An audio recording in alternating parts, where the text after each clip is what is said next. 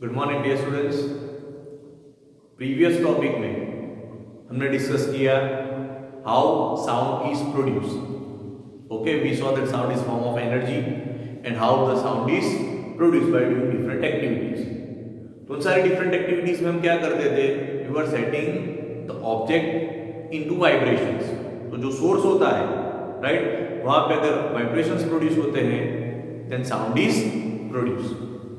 Now in today's lecture we are going to discuss that how this sound propagates or moves from one place to another. Okay, now sound moves through various mediums. Sound को एक जगह से दूसरी जगह जाने के लिए medium चाहिए, right? See, there are certain things that don't require a medium to propagate, whereas there are certain other things that require medium to propagate.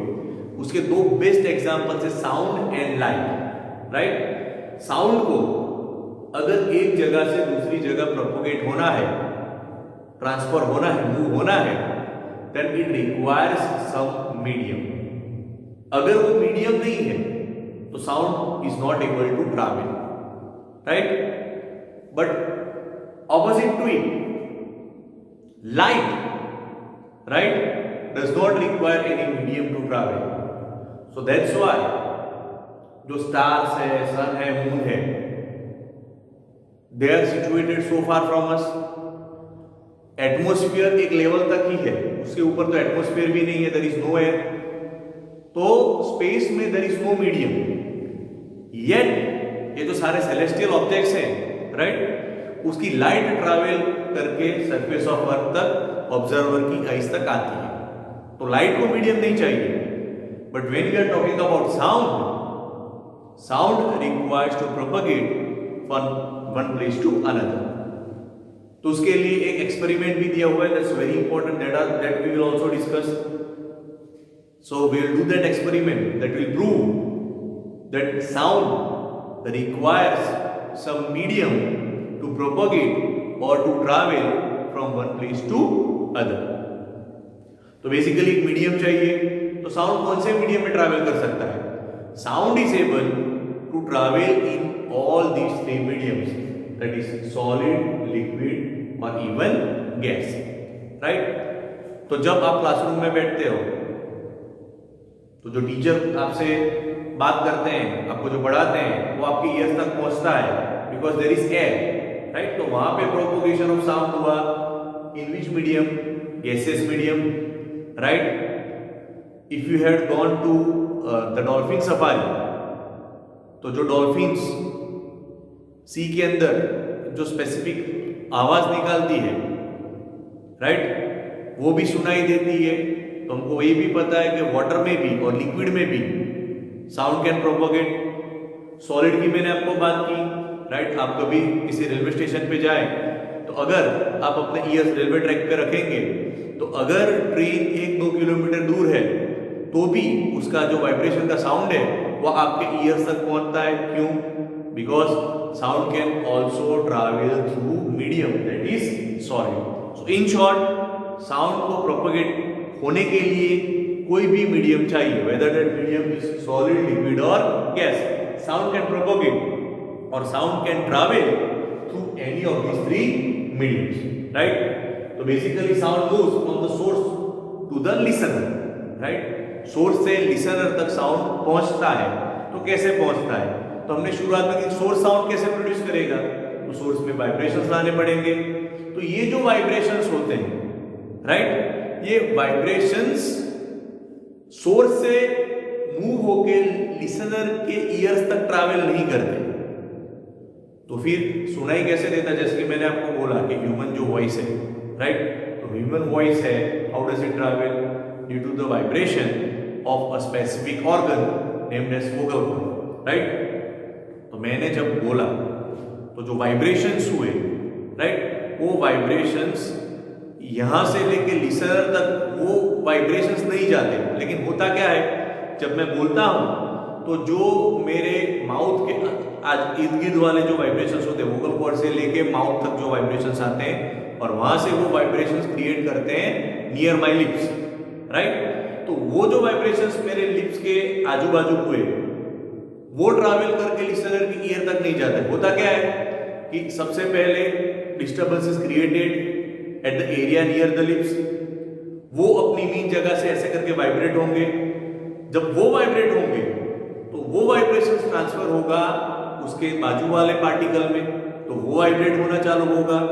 Second particle will vibrate, it will give that vibration to the third particle, now the third particle will start moving. ऐसे करते करते करते ये जो vibrations हैं, right, from the source this vibrations और this disturbances travel and reach to the ears of the listeners. यानी कि जो सोर्स ऑफ साउंड के इर्द गिर्द वाले जो पार्टिकल्स है वो डायरेक्टली ट्रैवल करके लिसनर्स की आई तक नहीं जाते। जाता क्या है, ये जो सोर्स पार्टिकल के आजू बाजू वाले पार्टिकल्स में जो वाइब्रेशंस हुए वो एक लेयर से दूसरे लेयर में गया, दूसरे लेयर में से तीसरे लेयर में गया, तीसरे में से चौथे में गया, ऐसे करके करके वो ट्रैवल होते होते होते लिसनर के ईयर्स तक जाता है। ठीक है, अब डिफरेंस क्या होता है कि जो सोर्स के इर्द गिर्द जो वाइब्रेशन होता है, राइट, वो वाइब्रेशन ग्रेजुअली वीक होता जाता है। अगर ऐसा नहीं होता तो मैं आपको यहां पे पढ़ा रहा हूं स्कूल में बैठ के, राइट, आपको घर तक सुनाई देता, लेकिन ऐसा तो होता नहीं है। Why? Because this vibrations become lesser and lesser as they move away from the source of the sound. तो अगर मैं यहां पे बात कर रहा हूं और कोई बंदा नजदीक में खड़ा है तो उसे मेरा जो साउंड है वो एकदम क्लियर सुनाई देगा, राइट, लेकिन थोड़े डिस्टेंस पे जो खड़ा है उसको मेरा साउंड सुनाई देगा, बट दैट विल बी फेंटर। और एक लिमिट के बाहर, राइट, अगर कोई बंदा 100 मीटर अवे खड़ा है तो हो सकता है कि उसे मेरा साउंड सुनाई भी ना। ऐसा क्यों हुआ? क्योंकि सोर्स ऑफ साउंड से जो वाइब्रेशंस है वो लेयर बाय लेयर ट्रांसफर हो रहे हैं, right, but as they are moving they get weaker and weaker.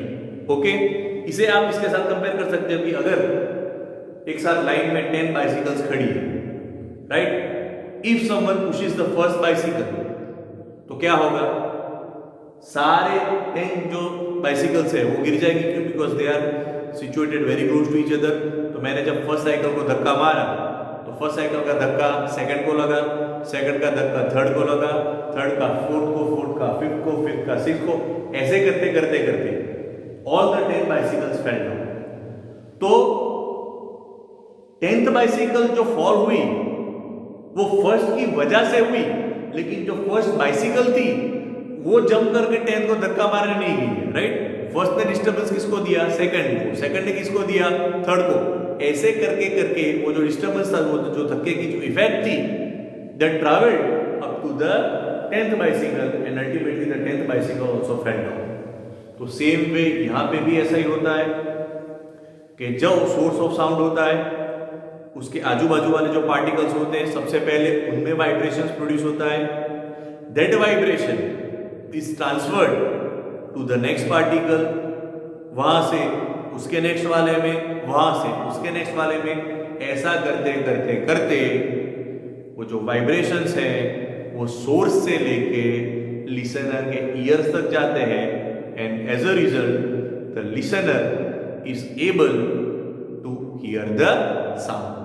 Okay, तो जैसा कि मैंने आपको बताया, the vibrating particles themselves do not travel to the ears of the listener, right. Source के इर्द गिर्द वाले जो वाइब्रेटिंग पार्टिकल्स है वो लिसनर के ईयर तक ट्रैवल नहीं करते।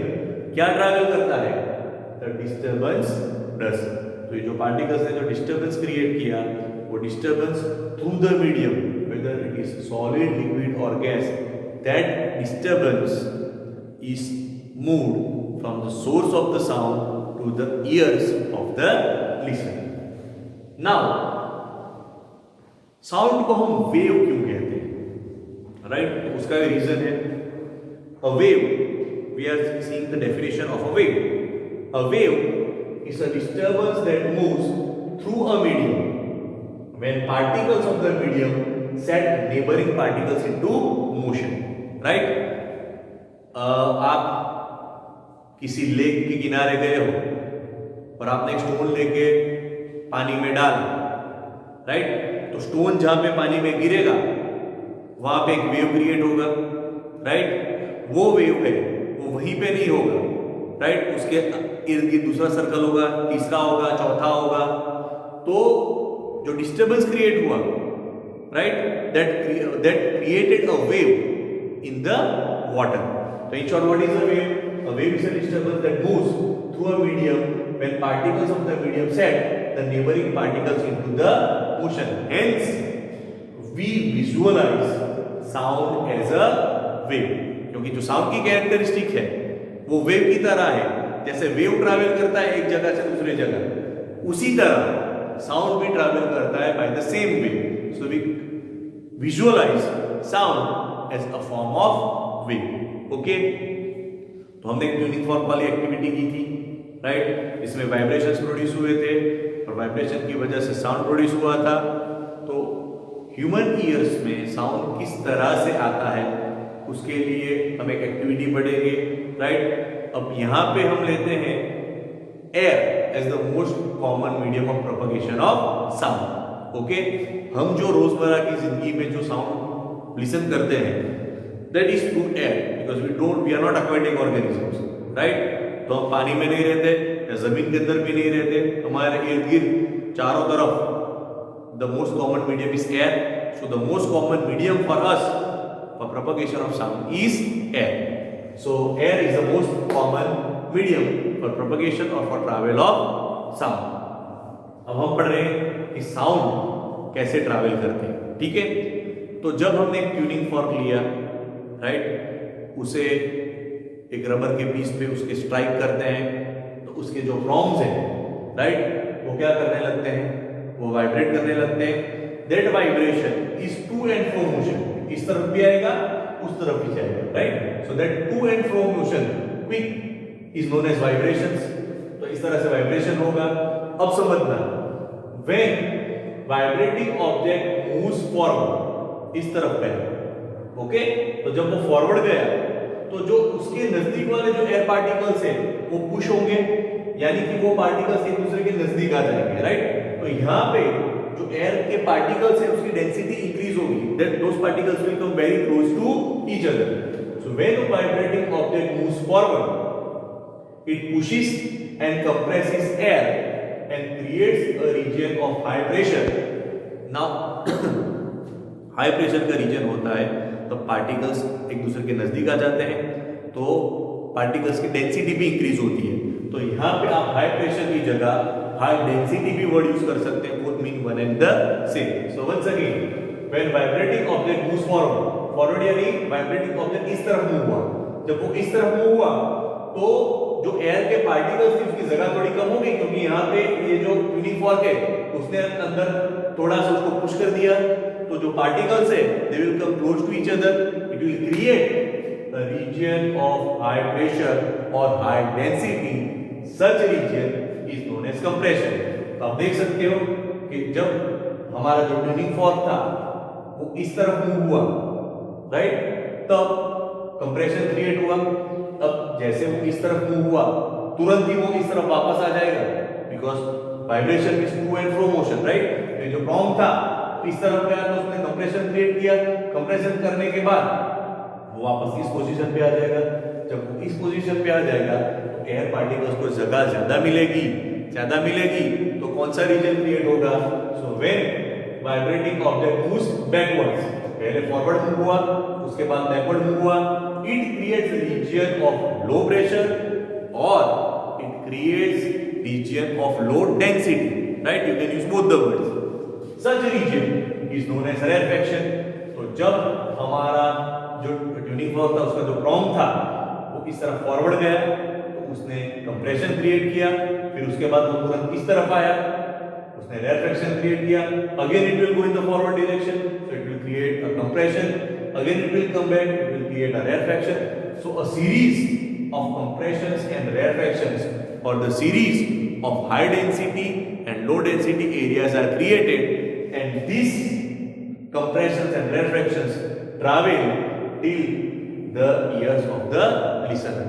तो जो लिसनर सुन सकता है साउंड को वो किस तरह से, तो साउंड यहां से ये सोर्स ऑफ साउंड से, राइट, ये रीजन जो है वो सीधा लिसनर की ईयर तक नहीं जाता, क्या जाता है, a series of disturbances in the form of compressions and rarefactions reaches to the listeners ears. और जो हमारा ईयर ड्रम होता है, राइट, उस पे ये कंप्रेशन और रेयरफैक्शन की वजह से हमारा जो ईयर ड्रम है वो भी वाइब्रेट होता है, और उस ईयर ड्रम के वाइब्रेशन की वजह से we are able to listen to the sound. Okay, तो याद हमें यहाँ पे क्या रखना है, sound requires a medium to travel और to propagate from one place to another. That medium might be solid, liquid or gas, right? Sound moves from the source to the listener using any of this medium. The vibrating particles do not themselves travel to the ears of the listener. Travel क्या करता है? The series of compressions and rarefactions which are known as disturbances, right? The areas of high density and low densities. ये जो pressure के variations है, that travel from the source of the sound to the ears of the listener, and this is the way how sound propagates. तो ये जो medium में एक particle दूसरे पार्टिकल में जो वाइब्रेशन प्रोड्यूस करता है due to the to and fro motion, right, ऐसा होता है वेव्स में। इस वजह से साउंड को हम विजुअलाइज करते हैं as a wave, that's why we use the word sound wave. Then we studied that air is the most common medium for propagation of sound और फॉर ट्रैवलिंग ऑफ साउंड। कैसे करता है, तो जब साउंड प्रोड्यूस होता है तो source of sound से अ series of pockets of air having greater density and less density known as compression and rarefactions are created, and these disturbances travel from the source of the sound to the ears of the listeners. So this is how sound travels from one place to another.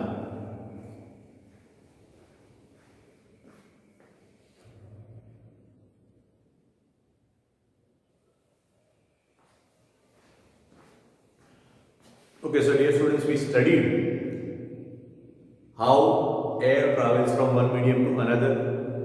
Now, as I said, that we are going to perform an activity that proves that sound requires some medium to propagate or to travel from one place to another. Right? ये जो experiment हम जो activity करने वाले हैं, उस activity से क्या साबित होगा कि साउंड एक ऐसी चीज है जिसे प्रोपोगेट करने के लिए या ट्रैवल करने के लिए किसी मीडियम की जरूरत होती है। So here we are taking a glass bell jar, right, तो ये ग्लास का एक इंस्ट्रूमेंट है जिसे हम बेल जार बोलते हैं। Okay, here we are taking a piece of cork and through that piece of cork we are inserting an electronic bell. Okay, cork को लेने की वजह यही है कि इससे जो हमारा बेल जार है that will become airtight. Okay, तो सबसे पहले हमने ग्लास का बेल जार लिया, right, which is transparent, you can see what's happening inside. Then we sealed it with a piece of cork. Through that piece of cork we have inserted a connection through which there is an electronic bell placed inside the bell jar, right. Bell jar के जो नीचे वाला part है उसके साथ हमने connect किया है एक वैक्यूम पंप। ओके, तो सबसे पहले ऑपरेटर्स है उसको ठीक से समझ लेते हैं। A glass bell jar, electric bell inserted in it, the mouth of the bell jar is sealed with a piece of cork and we have also attached a vacuum pump with the bell jar. Okay, now as soon as you turn on the switch, electric connection है उसकी switch आप चालू करोगे तो क्या होगा, ये जो हैमर है it will strike the bell, as a result we will be able to listen to the sound of this electric bell. वो क्लियरली सुनाई देगा आपको कि हाँ, आपको दिखाई भी देगा कि जो हैमर है वो बेल को स्ट्राइक कर रही है और आपको उसका साउंड है वो भी सुनाई देगा। अब मैं क्या कर रहा हूं, slowly I will turn on this vacuum pump. तो जब मैं इस वैक्यूम पंप को चालू करूंगा तो क्या होगा, बेल जार के अंदर जो एयर है that will start gradually coming out. जो द प्रोपोर्शन ऑफ एयर है वो बेल जार में कम होती जाएगी। तो होगा क्या इससे, जैसे जैसे the amount of air becomes less in it, because I turn on the vacuum pump है वो बेल जार के अंदर की जो सारी एयर है उसे सक आउट करेगा। तो ये जो हमारा जो बेल का साउंड है, although current is same, current वही है, हैमर भी उसी विगर से इस बेल को स्ट्राइक कर रही है, but the sound will become feeble, वो वीकर होता जाएगा, वो डिक्रीज होता जाएगा, राइट। ऐसा करते करते करते एक टाइम ऐसा आएगा जब अंदर बहुत कम एयर बची है, तो sound will become so feeble कि आपको ध्यान दे के सुनना पड़ेगा, तभी आपको पता चलेगा कि थोड़ा सा साउंड आ रहा है।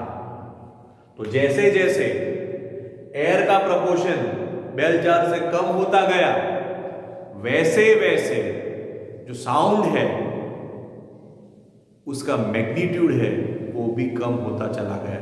तो जब हमने वैक्यूम पंप को स्टार्ट नहीं किया था उस वक्त clear sound was there. As soon as I turned on the vacuum pump, the amount of air in the bell jar started decreasing. So along with that, the sound also started decreasing. एक वक्त ऐसा आएगा जब ये पूरा vacuum हो जाएगा, अंदर बिल्कुल एयर नहीं रहेगी, तब क्या होगा? At that time, you will be able to see that the hammer is striking the bell, but you won't get any sound. और ऐसा क्यों हुआ? क्योंकि अंदर बेल जार के अंदर there is no air left, and when there is no air left, ये जो साउंड यहां पे सोर्स से प्रोड्यूस हुआ उसके आजू बाजू जो एयर थी, that air present in the bell jar was acting as a medium for the propagation और for the transport of the sound. जैसे जैसे ये जो मीडियम है वो कम होता गया, वैसे वैसे साउंड का प्रोपोगेशन भी कम होता गया, और a moment arrived that when there was no air left in the bell jar, no sound was heard. तो इससे क्लियर कट बात प्रूव हो जाती है कि that sound requires the medium to propagate or to travel from one place to another.